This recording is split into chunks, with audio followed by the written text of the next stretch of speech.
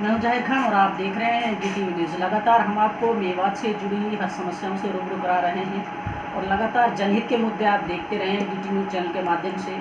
लेकिन आज हम मौजूद हैं पुनाहाना विधानसभा क्षेत्र से। जो विधायक जी हैं इलियास मंत्री जी, उसके साहिबजाद हमारे साथ मौजूद हैं, चौधरी जावेद हुसैन। इनसे बातचीत करेंगे क्योंकि विपक्ष में रहते हुए जिस तरीके से इन लोगों ने आवाज़ बुलंद की है और जिस तरीके से जनता के हित के लिए विधानसभा सत्र में इन लोगों ने मुद्दे उठाए हैं, उन पर सरकार कितना खरा उतरी है और कितना विपक्ष में रहते हुए इन लोगों ने काम किए हैं, सब कुछ जानेंगे सिलसिलेवार। और कुछ अफवाहें भी चल रही हैं सोशल मीडिया के माध्यम से, उन पर भी बातचीत करेंगे। सर पहले बहुत बहुत स्वागत है हमारे चैनल में जुड़ने के लिए आपका। सर सबसे पहला सवाल, विपक्ष में रहते हुए सियासत को आगे ले जाना, जनता के हित के लिए लड़ना और जनता का विकास कराना कितना मुश्किल होता है और कितना कुछ कर पाए हैं आप 1 साल के कार्यकाल में? देखिए, जहाँ तक पक्ष और विपक्ष की बात है, नेता का काम है जनता की समस्याओं को प्रशासन तक पहुँचाना।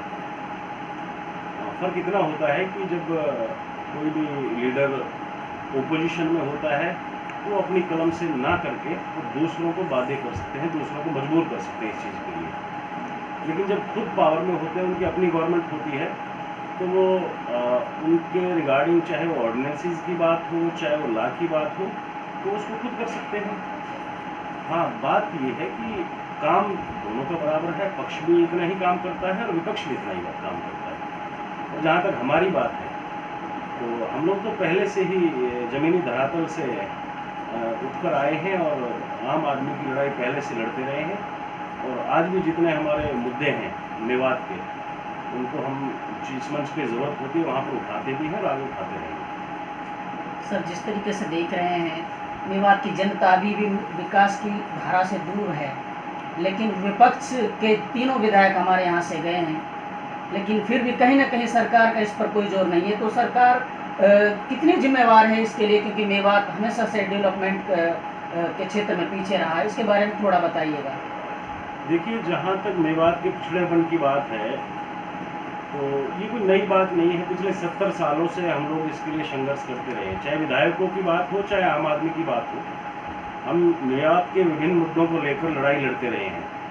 और ये भी एक हकीकत है कि हम लोग NCR में आते हैं और NCR में आने के बावजूद हम लोग आज विकास की दृष्टि से सबसे पिछड़े हुए पायदान पर खड़े हुए हैं। मेवात का नंबर अभी हाल में 2018 में एक सर्वे कराया गया था नीति आयोग के द्वारा, उसमें लास्ट पायदान पर हम खड़े थे।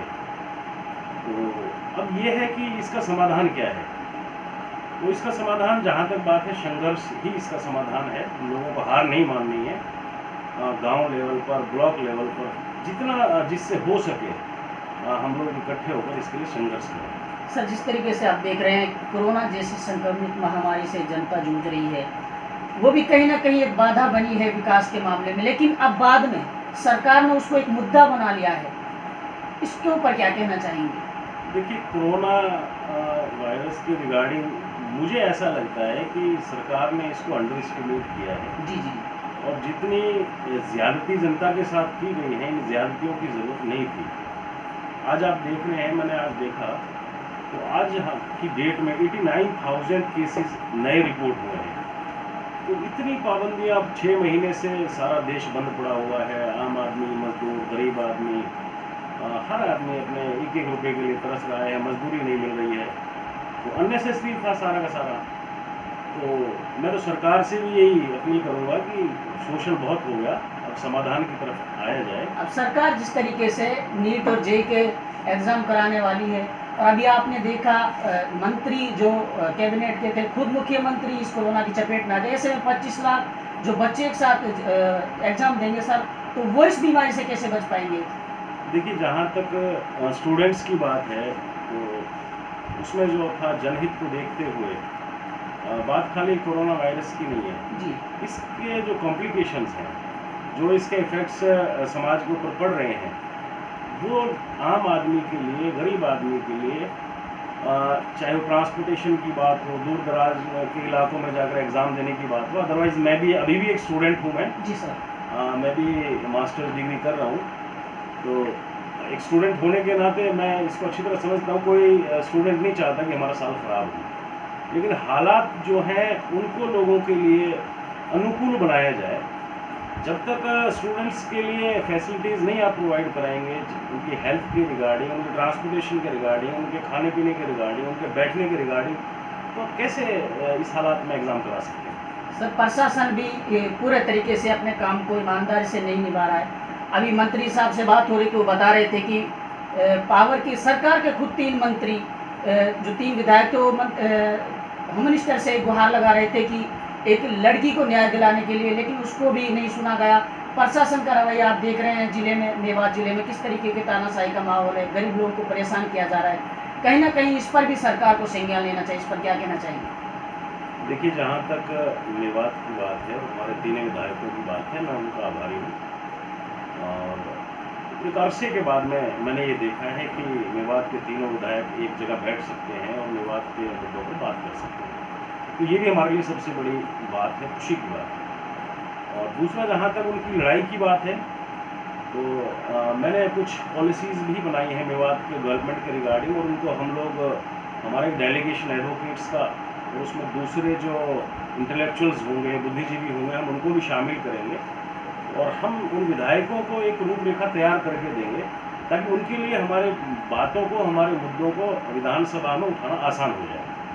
तो आने वाले 6 महीने में, ऐसे 1 साल में आप देखेंगे कि बहुत सारी चीज़ें ऐसी आएंगी कि जो आम जनता की समस्याएं हैं, जो अब से पहले हल नहीं हो पाई थी, उनका समाधान होता हुआ नजर आएगा। सर, एक अफवाह भी चल रही है सोशल मीडिया के माध्यम से कि जो जिला परिषद और पंचायत राज के चुनाव होने वाले हैं, उसमें भी आप वार्ड नंबर 19 से चुनाव लड़ सकते हैं, ऐसे सूत्रों से पता चला है। इसमें कितनी सच्चाई है? देखिए, चुनाव लड़ना आम आदमी का अधिकार है और मेरा भी अधिकार है। कोई भी आदमी चुनाव लड़ सकता है। जहाँ तक मेरी बात है, तो मैं तो एक सियासी घराने से हूँ, तो मेरे चुनाव लड़ने को रूल आउट भी नहीं किया जा सकता जी। लेकिन ये सच्चाई है कि अभी तक इसके बारे में कोई मशवरा नहीं हुआ है। हम लोग अपने लोगों से मशवरा करेंगे और जनता जनार्दन होती है सियासत में ख़ास तौर पर, तो जैसा हमारे लोग हैं, हमारे कार्यकर्ता हैं, हमारे साथी हैं, वो डिसाइड करेंगे, उस हिसाब से फैसला लिया जाएगा। सर, चुनाव को लेकर के जनता के बीच में जिस तरीके के भ्रम पैदा किया जा रहा है, कब तक चुनाव होने की संभावना है? क्योंकि लोगों के बीच में एक गलत तरह की खबरें भी प्रकाशित हो रही हैं, अब चुनाव हो सकता है, लोगों ने तैयारी भी शुरू कर दी है, कहीं ना कहीं आर्थिक तौर पर नुकसान भी हो रहा है। सर, इसके बारे में थोड़ा क्लियरिटी से बताइए। नहीं, ग्रुप के बारे में तो देखिए, जब ये पंचायत मिनिस्ट्री से इसके रिगार्डिंग डायरेक्शन आई थी, तो मैं एक्सपेक्ट कर रहा हूँ कि जनवरी फरवरी में चुनाव होंगे। बाकी ज़्यादा एक्सप्लेनेशंस के लिए तो वहीं से बात कर सकते हैं। जी, बहुत बहुत शुक्रिया सर हमारे साथ जुड़ने के लिए। देखिए साहब, ये थे हमारे साथ मंत्री चौधरी इलियास के साहिबजादे जावेद खान जी। इनका यही मानना है कि जिस तरीके से विपक्ष में रहते हुए पूरे 1 साल में हम लोगों ने अपनी आवाज़ बुलंद की है, विपक्ष में होने के नाते हमने सरकार को मजबूर किया, मुद्दे उठाए और मजबूती से सरकार को मजबूर किया कि हमारे जो भी मुद्दे हैं उनको सही तरीके से संज्ञान मिले तो उन पर कार्रवाई की जाए। और जिस तरीके से विपक्ष को काम करना चाहिए, हम बखूबी तरीके से देख रहे हैं। तीनों जो विधायक हैं मेवात के, एक साथ मिलकर के सरकार से लड़ रहे हैं और कहीं ना कहीं जनता जनार्दन को पूरे तरीके से उनका हित दिलाने की कोशिश कर रहे हैं। हमने सारे मुद्दों पर बात की और इस जो खबर चल रही थी, अफवाह चल रही थी कि पूरे तरीके से डिसीजन लेकर के चौधरी जावेद चुनाव लड़ सकते हैं, लेकिन इस पर अभी भी असमंजस की स्थिति बनी हुई है, कोई क्लियर नहीं हुआ है। लेकिन आने वाले वक्त में आप सबको पता चल जाएगा कि वार्ड नंबर 25 से जावेद खान चुनाव लड़ सकते हैं या नहीं। आज के लिए बस इतना ही, फिर मुलाकात होगी किसी नए मुद्दे, नए प्रोग्राम के साथ। तब तक के लिए शुक्रिया।